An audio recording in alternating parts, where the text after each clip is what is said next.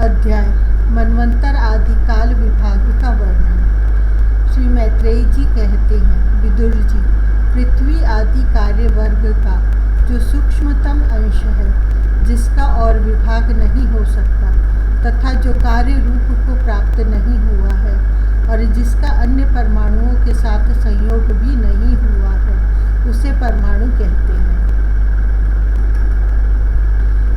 इन अनेक परमाणुओं के परस्पर मिलने से ही मनुष्यों को भ्रमवश उनके समुदाय रूप एक अवयवी की प्रतीति होती है। यह परमाणु, जिसका सूक्ष्मतम अंश है, अपने सामान्य स्वरूप में स्थित उस पृथ्वी आदि कार्यों की एकता, समुदाय अथवा समग्र रूप का नाम परम महान है। इस समय उसमें न तो प्रलय आदि अवस्था भेद की स्फूर्ति होती है और न नवीन प्राचीन आदि काल भेद का भान होता है और न घट पट आदि वस्तु भेद की ही कल्पना होती है।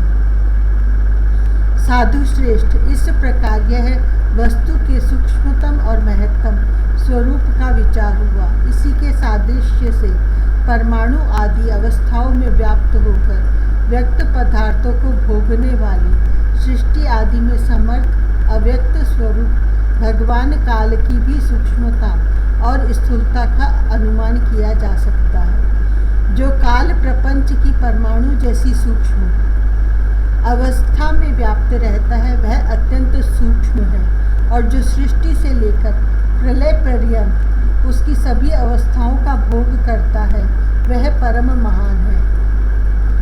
दो परमाणु मिलकर एक अणु होता है और तीन अणुओं के मिलने से एक त्रस रेणु होता है, जो झरोखे में से होकर आई हुई सूर्य की किरणों के प्रकाश में आकाश में उड़ता हुआ देखा जाता है। ऐसे तीन त्रस रेणुओं को पार करने में सूर्य को जितना समय लगता है, उसे त्रुटि कहते हैं। इससे 100 गुना काल वेद कहलाता है और 3 वेद का एक लव होता है। 3 लव को एक निमेष और 3 निमेष को एक क्षण कहते हैं। 5 क्षण की एक काष्ठा होती है और 15 काष्ठा का एक लघु, 15 लघु की एक नाड़िका दंड कही जाती है और 2 नाड़िका का एक मुहूर्त होता है। और दिन के घटने बढ़ने के अनुसार दिन और रात्रि की दोनों संधियों के 2 मुहूर्तों को छोड़कर 6 या 7 नाड़िका का एक प्रहर होता है। यह याम कहलाता है, जो मनुष्य के दिन या रात का चौथा भाग होता है। 6 पल तांबे का एक ऐसा बर्तन बनाया जाए जिसमें एक प्रस्थ जल आ सके और 4 मासे सोने की 4 अंगुल लंबी सलाई बनवाकर उसके द्वारा उस बर्तन के पैंदे में छेद करके उसे जल में छोड़ दिया जाए। जितने समय में एक प्रस्थ जल उस बर्तन में भर जाए, वह बर्तन जल में डूब जाए, उतने समय को एक नाड़िका कहते हैं। विदुर जी, 4 प्रहर के मनुष्य के दिन और रात होते हैं और 15 दिन रात का एक पक्ष होता है, जो शुक्ल और कृष्ण भेद से 2 प्रकार का माना गया है। इन दोनों पक्षों को मिलाकर एक मास होता है, जो पितरों का एक दिन रात है। 2 मास का एक ऋतु और 6 मास का एक अयन होता है। अयन दक्षिणायन और उत्तरायण भेद से 2 प्रकार का है। ये दोनों अयन मिलाकर देवताओं के एक दिन रात होते हैं तथा मनुष्य लोक में ये वर्ष या 12 मास कहे जाते हैं। ऐसे 100 वर्ष की मनुष्य की परम आयु बताई गई है। चंद्रमा आदि ग्रह, अश्विनी आदि नक्षत्र और समस्त तारामंडल के अधिष्ठाता काल स्वरूप भगवान सूर्य परमाणु से लेकर संवत्सर पर्यंत काल में 12 राशि रूप संपूर्ण भुवन कोश की निरंतर परिक्रमा किया करते हैं। सूर्य, बृहस्पति, सवन, चंद्रमा और नक्षत्र संबंधी महीनों के भेद से यह वर्ष ही संवत्सर, परिवत्सर, इडावत्सर, अनुवत्सर और वत्सर कहा जाता है। विदुर जी, इन 5 प्रकार के वर्षों की प्रवृत्ति करने वाले भगवान सूर्य की तुम उपहार आदि समर्पित करके पूजा करो। ये सूर्य देव पंचभूतों में से तेज स्वरूप है और अपनी काल शक्ति से बीजादि पदार्थों की अंकुर उत्पन्न करने की शक्ति काल शक्ति से बीजादि पदार्थों की अंकुर उत्पन्न करने की शक्ति को अनेक प्रकार से कार्योन्मुख करते हैं। ये पुरुषों की मोह निवृत्ति के लिए उनकी आयु को क्षय करते हुए आकाश में विचरते रहते हैं और ये ही सकाम पुरुषों को यज्ञ आदि कर्मों से प्राप्त होने वाले स्वर्ग आदि मंगलमय फलों का विस्तार करते हैं। विदुर जी ने कहा, मुनिवर, आपने देवता, पितर और मनुष्यों की परम आयु का वर्णन तो किया।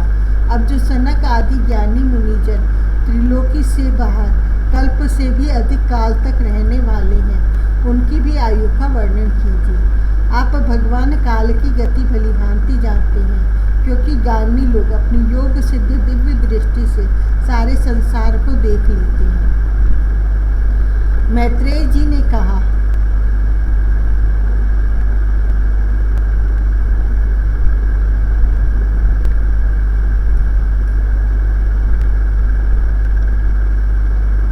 विदुर जी, सतयुग, त्रेता, द्वापर और कली, ये 4 युग अपनी संध्या और संध्यांशों के सहित देवताओं के 12 सहस्र वर्ष तक रहते हैं, ऐसा बतलाया गया है। इन सत्य आदि 4 युगों में क्रमशः 4, 3, 2 और 1 सहस्र दिव्य वर्ष होते हैं। प्रत्येक में जितने सहस्र वर्ष होते हैं, उससे दुगने 100 वर्ष उनकी संध्या और संध्यांशों में होते हैं। युग की आदि में संध्या होती है और अंत में संध्यांश। इनकी वर्ष गणना सैकड़ों की संख्या में बतलाई गई है।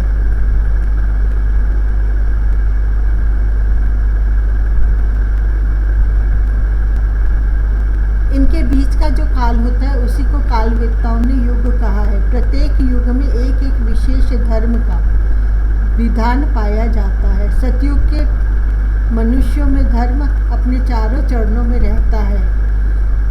फिर अन्य युगों में अधर्म की वृद्धि होने से उसका एक एक चरण क्षीण होता जाता है। प्यारे विदुर जी, त्रिलोकी से बाहर महरलोक से ब्रह्मलोक पर्यंत यहाँ की 1 सहस्र चतुर्युगी का एक दिन होता है और इतनी ही बड़ी रात्रि होती है, जिसे जगतकर्ता ब्रह्मा जी शयन करते हैं।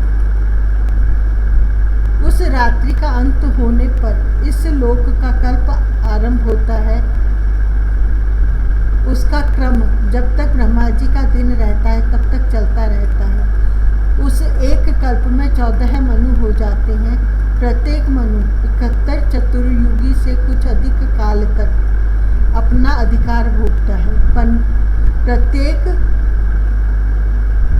मनवंतर में भिन्न भिन्न मनुवंशी राजा लोग, सप्तऋषि, देवगण, इंद्र और उनके अनुयायी गंधर्व आदि साथ साथ ही अपना अधिकार भोगते हैं। यह ब्रह्मा जी की प्रतिदिन की सृष्टि है, जिसमें तीनों लोकों की रचना होती है। उसमें अपने अपने कर्म अनुसार पशु, पक्षी, मनुष्य, पितर और देवताओं की उत्पत्ति होती है। इन मनवंतरों में भगवान सत्व गुण का आश्रय ले अपनी मनु आदि मूर्तियों के द्वारा पौरुष प्रकट करते हुए इस विश्व का पालन करते हैं। काल क्रम से जब ब्रह्मा जी का दिन बीत जाता है, तब वे तमोगुण के संपर्क को स्वीकार करके अपने सृष्टि रचना रूप पौरुष को स्थगित करके निश्चेष्ट भाव से स्थित हो जाते हैं। उस समय सारा विश्व उन्हीं में लीन हो जाता है। जब सूर्य और चंद्रमा आदि से रहित वह प्रलय रात्रि आती है, तब वे भू भुवः स्वः तीनों लोग उन्हीं ब्रह्मा जी के शरीर में छिप जाते हैं। उस अवसर पर तीनों लोग शेष जी के मुख से निकली हुई अग्नि रूप भगवान की शक्ति से जलने लगते हैं। इसलिए उसके ताप से व्याकुल होकर भृगु आदि मुनीश्वरगण महर लोक से जनर लोक को चले जाते हैं। इतने में ही 7 समुद्र प्रलय काल के प्रचंड पवन से उमड़कर अपनी उछलती हुई उत्ताल तरंगों से त्रिलोकी को डुबो देते हैं। तब उस जल के भीतर भगवान शेषशायी योग निद्रा से नेत्र मूंद कर शयन करते हैं। उस उस समय जनलोक निवासी मुनिगण उनकी स्तुति किया करते हैं। इस प्रकार काल की गति से एक एक सहस्र चतुर्युग के रूप में प्रतीत होने वाले दिन रात की हेर फेर से ब्रह्मा जी की 100 वर्ष की परम आयु भी बीती हुई सी दिखाई देती है। ब्रह्मा जी की आयु के आधे भाग को परार्ध कहते हैं। अब तक पहला परार्ध तो बीत चुका है, दूसरा चल रहा है। पूर्व परार्ध के आरंभ में ब्राह्मण नामक महान कल्प हुआ था, उसी में ब्रह्मा जी की उत्पत्ति हुई थी। पंडित जन इन्हें शब्द ब्रह्म कहते हैं। उसी परार्थ के अंत में जो कल्प हुआ उसे पाद्म कल्प कहते हैं। इसमें भगवान के नाभि सरोवर से सर्वलोक में कमल प्रकट हुआ था। विदुर जी, इस समय जो कल्प चल रहा है वह दूसरे परार्ध का आरंभक बतलाया जाता है। यह वाराह कल्प नाम से विख्यात है। इसमें भगवान ने सुकर रूप धारण किया था। यह 2 परार्ध का काल अव्यक्त अनंत अनादि विश्वात्मा श्री हरि का एक निमेष माना जाता है।